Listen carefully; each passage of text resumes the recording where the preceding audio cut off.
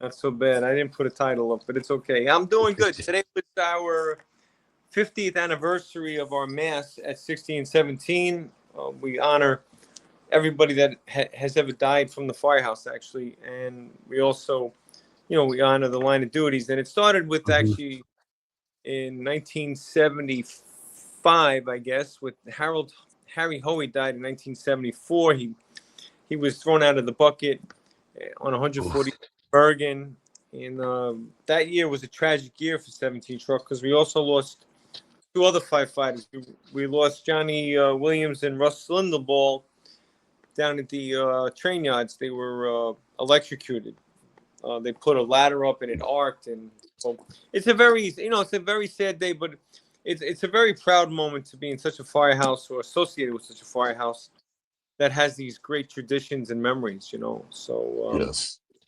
but it's kind of ironic that we're talking about size up. We're talking about, again, type threes, and the Bowstring Truss is just one type of building that would be considered a type three because it's both brick and joist and wood, and we had lots of them down the Bronx.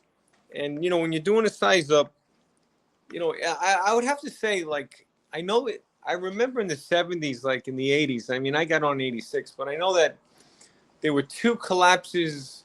One was near us on Jackson Avenue, and the other one, I forget where it was in the Bronx. Two bowstrings, and thank God, no loss of life.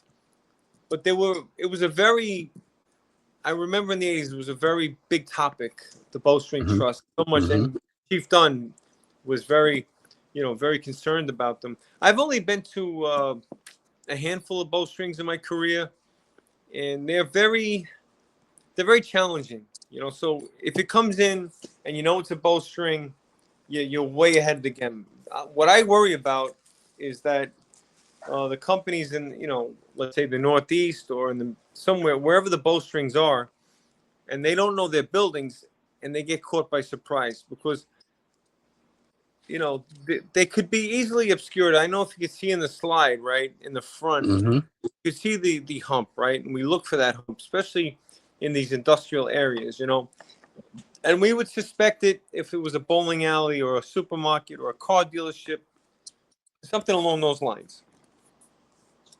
And if we know about the trust, it's very, very, it's very, I guess, urgent that we get in quickly. We have to get in there quickly and operate quickly, and if not, then we just have to rethink our strategy. So in our size up, we're thinking about a quick knockdown. Now, you had a picture, Eric, of you had a bowstring that you were in command of. Yes. Let me load this up. If you could switch over. Can you switch over? Let me try. Let me see how I could do this. Now, hold on. Guess. Okay. All right. Hold on. Add to stage. Okay. There Here we we go. go. Yeah. So what's going on So, here, Eric? quick story here was I want to say in 2009 or 2010, they closed a district that was adjacent to mine. And they gave me a large chunk, and it happened to be the industrial area. Um, Used to be junkyards there too when I was young, but not anymore. But so this particular building, this part was 1.5 story, and the rear was 3 story. What you can't see is about a 70-story ice house, uh, which was connected to another 3 story. This whole thing was like a huge city block of an old Right. industrial. So when they first closed the district and I took this over and I was driving around here to try to get a little better information, I found out that the city had the owner of the building in the court because he was having raves in this building. So I remember walking through with my aide thinking, man, I hope we're not working the day this thing catches fire. Right. Right. Sure enough, a couple weeks later, a month later, we're working. It's like Saturday night. It's been quiet so far. You're like, wow, quiet night in the hood tonight. And soon as you start thinking it, you know what happened next. Literally, the whole block's going. It was, and what made it weird, it was like, you know, the atmospheric inversion. Mm-hmm. So most of the fire and the smoke literally was like going up at best 100 feet, and that's it. What was the weather like? What was it? A It hot day was, it or was cold day? during the day it was warm, but at night it got cool and misty. Okay. Um, and in fact, it's actually pouring in the picture. It just doesn't look like it. So Got kind of make a short story longer, but it. Right. strictly straight out of, if you just read Dunn's book on how these things collapse, is exactly what happened. It was Right. like a domino effect. It just started pushing over each truss, boom, boom, boom. And the only reason why that last little section of the building is still standing, I believe, and I'm not an engineer, but beyond that wall, what you can't see is a one-story addition that was not that old, maybe 30, 40 years old. So I believe it held up that section because it also pushed a three-story building over, one in the rear. And I'd have to tell you, I'm standing where that ladder truck in the background is with the ladder pipe. That's where I was standing. And when I heard this ground shake, all I could think was, oh, please, God, let nobody had been, because I had ordered everyone back. And I'm going to Yeah. ask you this. So I was just hoping everyone listened and got out of the collapse zone. Now, here's the thing and this is, I'm going to ask you, do you guys have it defined? Because my thing was in this, and behind me, as you can't see, it's like a trash transfer place, but just has a Mm-hmm. wall. Just like they tell you, I watched bricks shoot out of this collapse and hit that wall, that if there was any firefighters over there, they would have been dead. It would have been Right. like a headshot, the way they hit that wall and put some holes in the wall. So my question is, you know how Dunn kind of says, what is it, 1.5? Mm-hmm. Yeah. The collapse zone. Yeah. The Yeah, height of the I, wall. I would. Yeah. Yeah, I would even say to a new chief, that's the minimum Yes. of because them brooks shot off, and I literally, if one came towards me, I wouldn't have had time to sign out. You know what I mean? Yeah, I got it. Now you mentioned just doing a size up, and I'm just off topic a little bit, but you see that smokestack? You said that's a garbage transport. Did that used to be a Y- incinerator? Yes, and now they don't use it, but they still transfer. You know, they separate the trash, and literally 2, 3 times a year, every group gets a fire in that place because the trash, Yeah. and it's just nasty. And what you can't see is, I guess they call them pigeon wires. It's like fishing line that's strung all above the yard that you can't see, Mm-hmm. but if a pigeon or a seagull flies down, it will like literally take the bird out. It's crazy. It's just something, Right. something that I never considered. But what, coming back to the like the trusses is, you know, you read some of these books, Brannigan Dunn, old timers tell you these stories until you actually Mhm. see it happen. Right. Once you see it happen, though, then that's when you go, oh, ooh, okay, now I know what they're talking about. You know, Is everything's that a rhetoric. hydrant in the midst of the picture there? Yes, and what you can't see is the feeder hose that's buried underneath because there was an engine connected to that hydrant. Wow. Um, So right. So we're doing our size up, and part of that size up, again, if we're not aggressive and get that very quickly, and especially if we don't identify the truss, is that we do have to set up a collapse zone. And one thing that you have to keep in mind when you're talking about bowstring trusses is that they have four bearing walls, right? So it's not only the two side right. walls, but it's also the front walls are bearing, and they're connected. They have hips, right? So Yep, yep. I always get the question. I don't mean to be like a trick, like an asshole, but I always ask guys. So where do you think I'm standing in front of a bowstring? I said, what's the most dangerous, wall? And they always say invariably the side walls because they figure it's a truss, it'll push it out. Hmm. But it's actually the front wall, and it's actually the reason it's the front wall because the rear wall doesn't have many openings. But in a typical bowstring down by me, they have truck garages or whatnot. There's a lot of openings, windows and doors, and that the walls they lose integrity. So that's where you can have your Yes, collapse.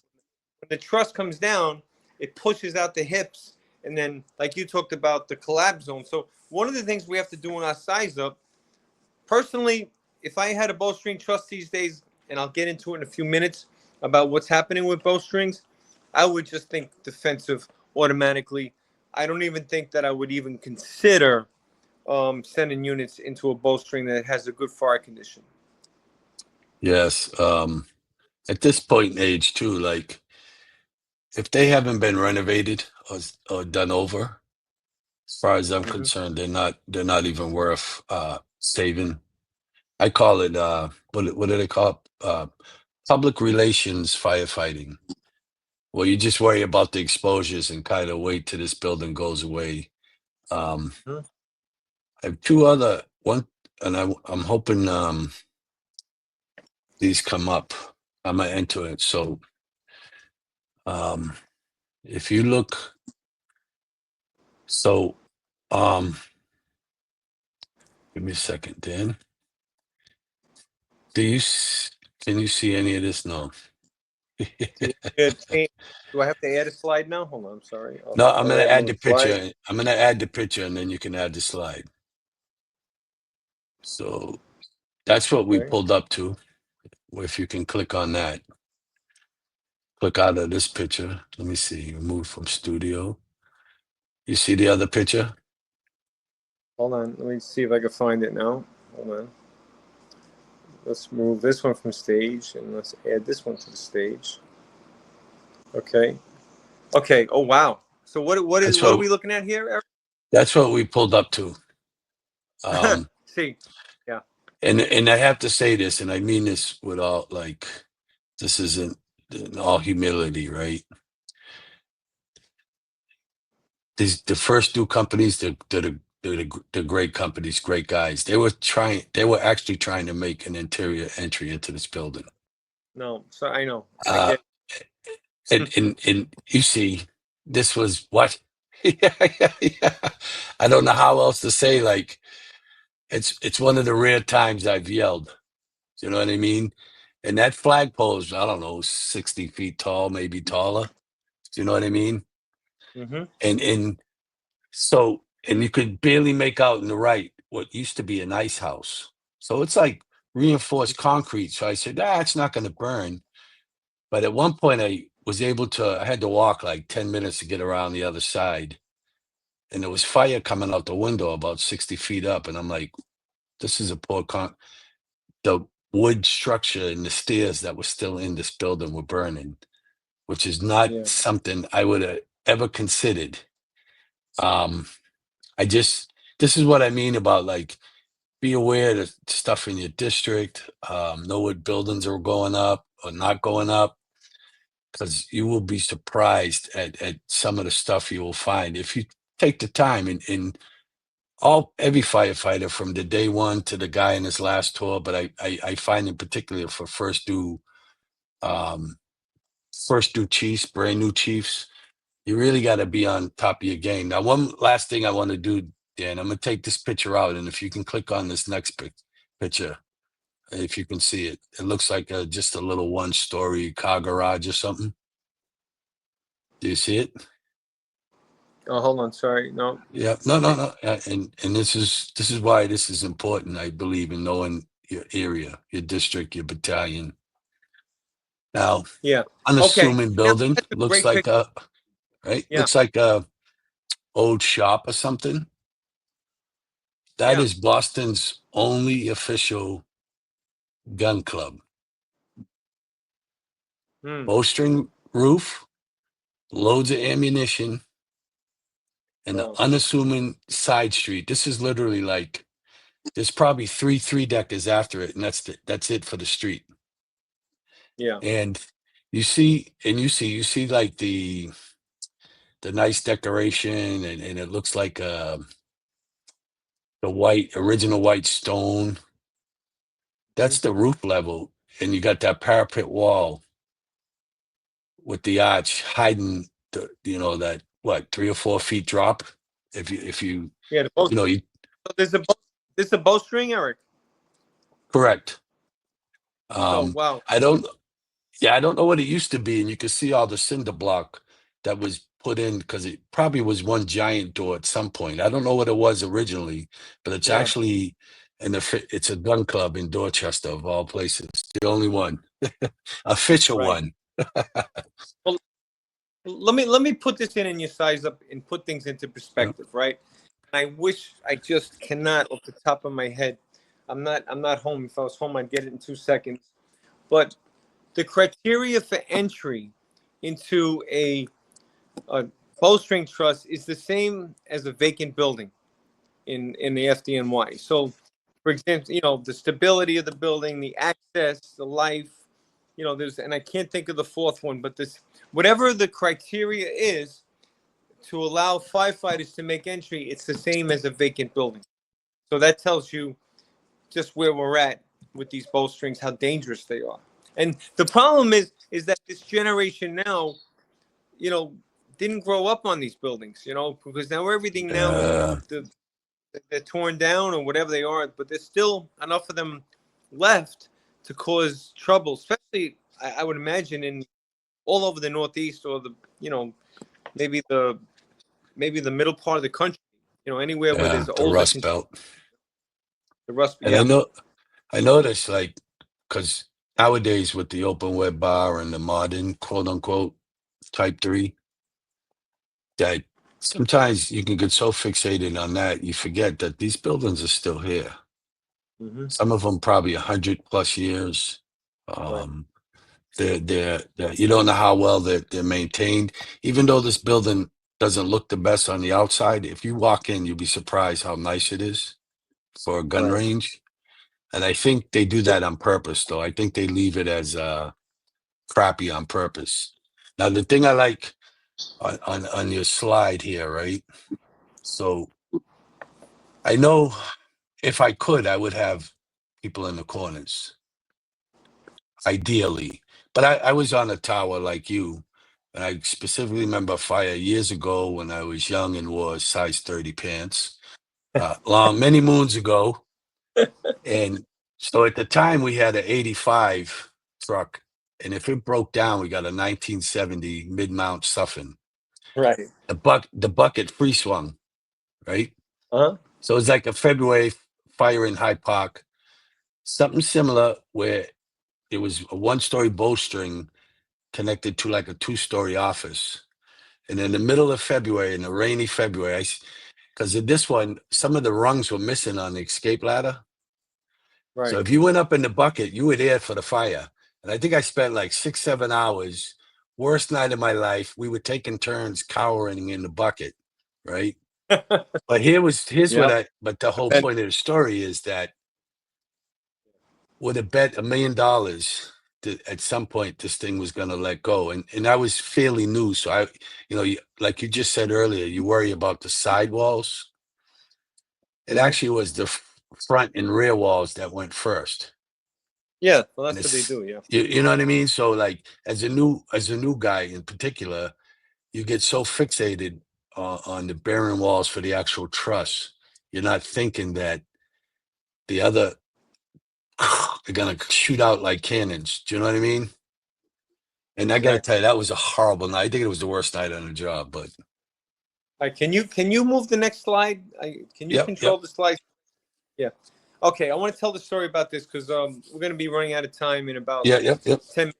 I want to finish the story. Short So and sweet here's today. here's one thing to consider about bowstrings. When you get on scene and you're doing your size up, you're going to get this report. I've been there a few times, and it's like, ladder one to command. We have a light smoke condition, right? And what's going to happen is that you get a high ceiling, and there's two types of bowstrings, right? And I'm going to talk about it in a second. But there's a type that has a mezzanine, and there's a type that's open where you could see the actual truss. Yes. Yeah. Yeah. Now, Dunn talks about he prefers that because you can actually identify the truss. I don't necessarily agree with that, and I'll tell you why. Because what happens is with that renovation, that roof, right? That let's say it just it cuts the area in half. Let's say, for lack of a better word. But the problem is Here's the problem though. If the fire is in the truss, that's Yeah. have the problem. So if you're doing a size up, you get on scene, you get your report, and the firefighters are telling you we got a light smoke condition. It smells like we got something, but nothing visible right now. And now these days with the cameras, they're looking around, they don't see much.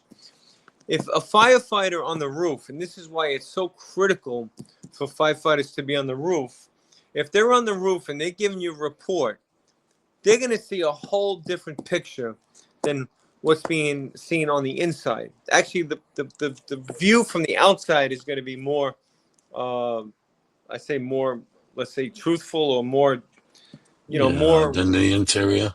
Yeah. because what's going to happen is if there is that partition, it's not going to be visible from the, let's say from the entranceway. Like we had one time, I think it was like a parking garage. It was over by Yankee Stadium. And it was the same thing. I was actually working in the squad, and we were working as an engine. And I mean, it was charged. I mean, it was a good amount of smoke, but it was not much heat. But the reports that we were getting from above were with this heavy, heavy fire condition. Yeah. And we're not seeing it. So you Now, really have to take that into consideration.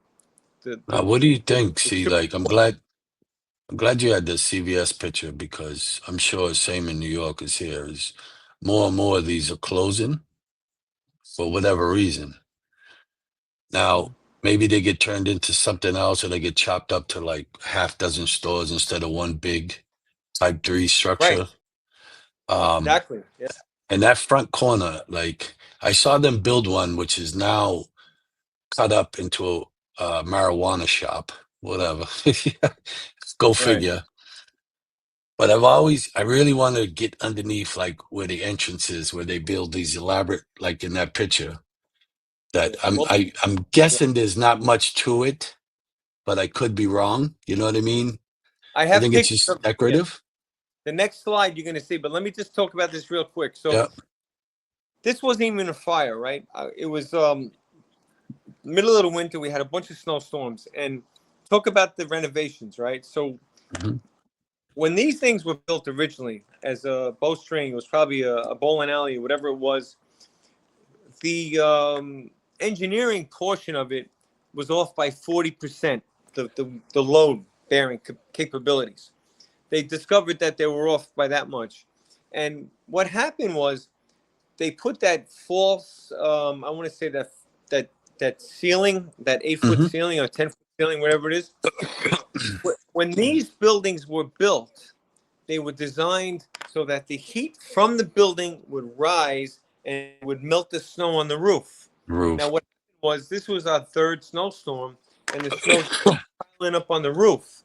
Now, I was standing at the command post, and I overheard the building engineers talking and describing this, and I was just amazed. I was like, "Wait." So, yeah, now I get it. So, what had happened was the snow just kept accumulating on the roof, and at some point, it Roof. collapsed. So, go to the next slide, and you'll see what they did. They wrapped this. You see the debris. It's like I don't know. They use like this foam, so to speak. Yes, I see. Yeah. Yeah, go to the next slide. You'll see, I think there's two slides. Yeah, okay. So that's the foam and the fiberglass wrap, and that's the roof. So it was wrapped nice and tight, really insulated very well. But because, and this is really really important. I mean, buildings when they're renovated still retain all the defects that they had originally. They don't Originally. gain unless they're beefed up. So what happened on this one was that it still had the truss, which was still weakened, by the snow load, and at some point it just gave. It exceeded its capabilities, you know. So, Yeah, I'm curious over here. Can you see the cursor? let me see. Hold And on. the picture to the right. Yeah, Now that can't be support wood, is it? No. Maybe some type of wooden yeah, structure. It looks like shitty pieces of wood. Excuse my language, but yeah, yeah, because yeah. It and was I'm curious as time goes on and more of those places close, how right. what's the use going to be 10 years, 5 years, 10, 20 years that newer chiefs and firefighters should keep an eye on when they're driving in, going home or something? Because you speak about the snow load. You remember a lot of those roofs would have like scuppers Yeah. that drain, and they either get blocked up, covered up, or they just don't build them anymore. Um, Right.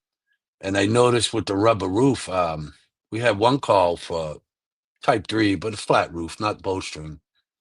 And the rubber roof was flapping in the wind Yeah.